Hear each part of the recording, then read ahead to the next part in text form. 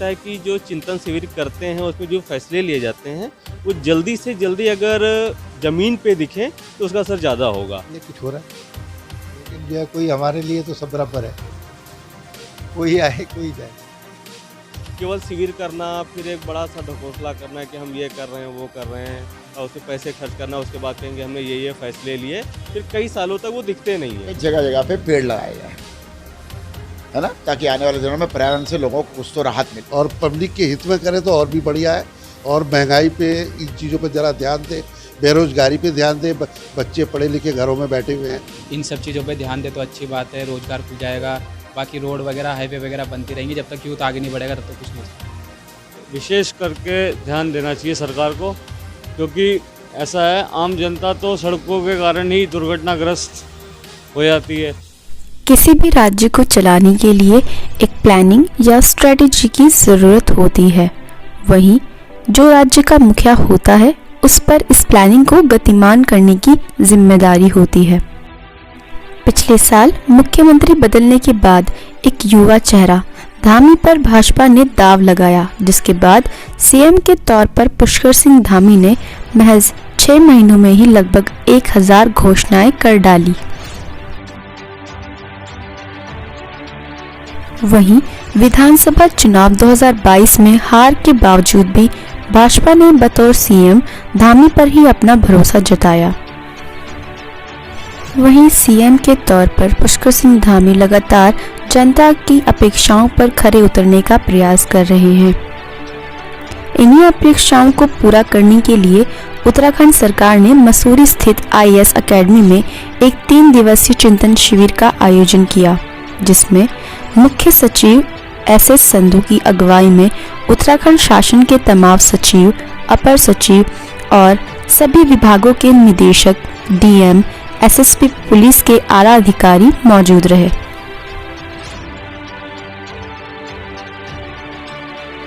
वहीं इस चिंतन शिविर के अंतिम दिन उत्तराखंड धामी कैबिनेट भी मौजूद रही, जिसमें स्वयं सीएम पुष्कर सिंह धामी, वित्त मंत्री प्रेमचंद्र अग्रवाल, सतपाल महाराज, सौरभ बहुगुणा, रेखा आर्या, सुबोध उनियाल, धन सिंह रावत, चंदन रामदास, गणेश जोशी आदि कैबिनेट मंत्री की मौजूदगी भी देखी गई। आपको बता दें कि उत्तराखंड में विकास की गति को और तेज करने के लिए इस चिंतन शिविर में एक विभागों पर मंथन किया गया। वहीं सीएम ने एक विभाग को साफ तौर पर निर्देश दिया कि जनता को किसी भी काम के लिए परेशान न किया जाए और जन सरोकारों से जुड़े तमाम योजनाओं को तय समय के भीतर धरातल पर उतारा जाए।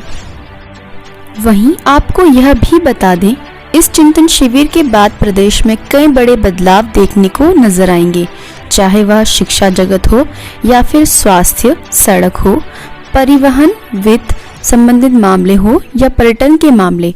युवाओं, महिलाओं, बुजुर्गों की तमाम अपेक्षाओं पर खरा उतरने के वादे को लेकर इस चिंतन शिविर को संपन्न किया गया है। इस चिंतन शिविर को लेकर हमारी जन उजाला संवाददाता प्रिया जायसवाल ने बात की है राजधानी देहरादून के लोगों से। आइए देखें हमारी ये विशेष रिपोर्ट। आपका नाम? डॉक्टर मयंक अवस्थी। तो उत्तराखंड सरकार चिंतन शिविर कर रही है उत्तराखंड के विकास के लिए, तो आप क्या कुछ बदलाव की उम्मीद कर रहे हैं? देखो, चिंतन शिविर ये अक्सर होते रहते हैं, हम सुनते रहते हैं कि सरकार चिंतन कर रही है, शिविर कर रही है। मुझे लगता है कि जो चिंतन शिविर करते हैं उसमें जो फैसले लिए जाते हैं वो जल्दी से जल्दी अगर ज़मीन पे दिखें तो उसका असर ज़्यादा होगा। केवल शिविर करना, फिर एक बड़ा सा ढकोसला करना कि हम ये कर रहे हैं वो कर रहे हैं और उसमें पैसे खर्च करना, उसके बाद कहेंगे हमने ये फैसले लिए, फिर कई सालों तक वो दिखते नहीं हैं। जैसे एक सिंपल सी बात मैं कहूँ कि इस यहाँ के लोकल लोग ही बताते हैं कि इस रोड का 10 साल पहले से है कि चौड़ीकरण होना है। अभी तो खैर स्टार्ट हो गया, लेकिन 10 साल लगे। प्लान इनके काफ़ी पुराने होते हैं। जैसे आज चिंतन शिविर हो रहा हो सकता है इसमें ये काफ़ी अच्छे फैसले लें और लेंगे, जाहिर सी बात है अच्छे फैसले होंगे और उत्तराखंड के डेवलपमेंट के लिए ही होंगे, बट वो ज़मीन में कब आएंगे इसका पता नहीं। सरकार को सबसे बड़ा चिंतन ये करना चाहिए कि हमने जो अच्छे फैसले लिए हैं वो जल्दी से जल्दी ज़मीन पे दिखें। इस पर पहले ध्यान देना चाहिए उनको कि कहाँ फाइलें रुक रही हैं। सभी आज या कल ही मैंने पेपर में पढ़ा था कि धामी जी ने कहा है कि जो फाइलें लटक रही हैं या जो भी अधिकारी इनको लटका रहे हैं, रोक रहे हैं, उन पर कार्रवाई होगी। तो बिल्कुल हर एक काम की गाइडलाइन होनी चाहिए कि ये काम होना है तो इतने दिन में पूरा हो। अगर नहीं पूरा हो रहा है तो उस पे जिम्मेदार अधिकारी के ऊपर कार्रवाई होनी चाहिए और कारण बताओ नोटिस जाना चाहिए कि क्यों लेट हुआ। जिसकी तरफ से भी लेट हुआ है, जिसकी भी गलती है, उस पर कार्रवाई होनी जरूरी है, तभी काम आगे बढ़ेंगे। आपका नाम? गुरशरण सिंह। मैंने सबसे पहले बताया मेरा कंसर्न ये पर्यावरण को लेके है।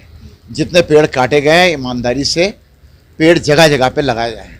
सड़क चौड़ी करने के दौरान पे जगह जगह पे पेड़ लगाए जाए, है ना, ताकि आने वाले दिनों में पर्यावरण से लोगों को कुछ तो राहत मिले।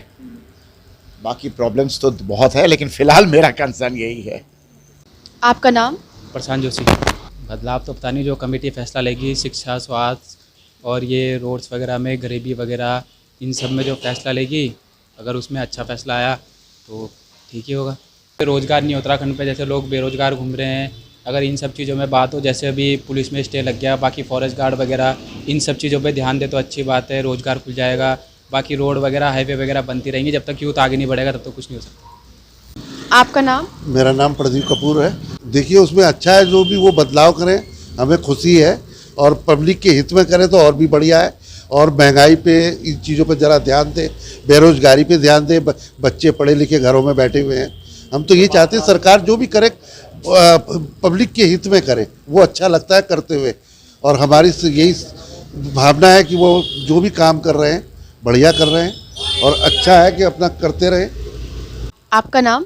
संजीव शर्मा है मेरा नाम। मैं यही कहना चाहता हूँ कि सड़कों पे विशेष करके ध्यान देना चाहिए सरकार को, क्योंकि ऐसा है आम जनता तो सड़कों के कारण ही दुर्घटनाग्रस्त हो जाती है। तो इसलिए हम यही चाहते हैं कि सड़क का सुधार ज़्यादा अच्छी तरह हो, बस। आपका नाम? मनमोहन गुप्ता। लाभ क्या हो सकता है जी, अब क्या बताएं। अब सब कुछ तो इनके बजट के ऊपर डिपेंड करता है। फैसले तो ठीक ही ले रही है बीजेपी गवर्नमेंट के जो भी बंदे हैं, ये मुख्यमंत्री वगैरह हैं, अपने धामी जी हैं, पर वो ये अपना ये प्रैक्टिकल जो है, हर चीज़ जो है धरातल पे उतर नहीं पाती। हमारे विचार तो यही है। तो आप क्या चाह रहे हैं, किस विभाग में मतलब बढ़ोतरी होनी चाहिए, क्या विकास होना चाहिए? विकास के आम आदमी के लिए होना चाहिए जी काम, कुछ जो लगे, हमें भी लगे कि हाँ हमारे लिए कुछ हो रहा है। लेकिन जो है कोई हमारे लिए तो सब बराबर है, कोई आए कोई जाए। आपका नाम?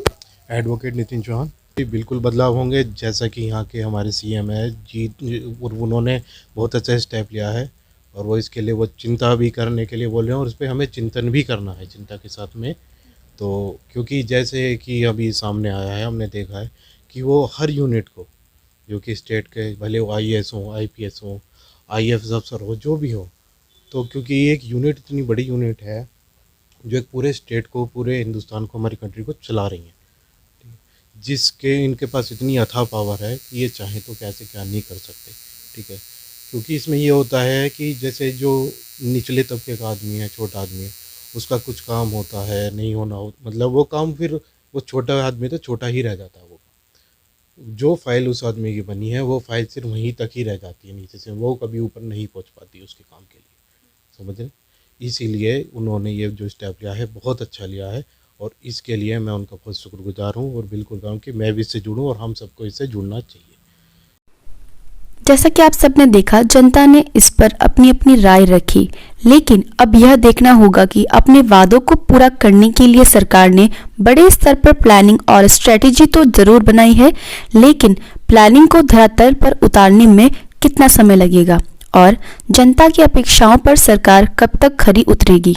हम आशा करते हैं कि सरकार गंभीरतापूर्वक जनता से किए गए तमाम वादों को पूरा जरूर करेगी। जन उजाला को पसंद करने के लिए आप सभी दर्शकों का धन्यवाद।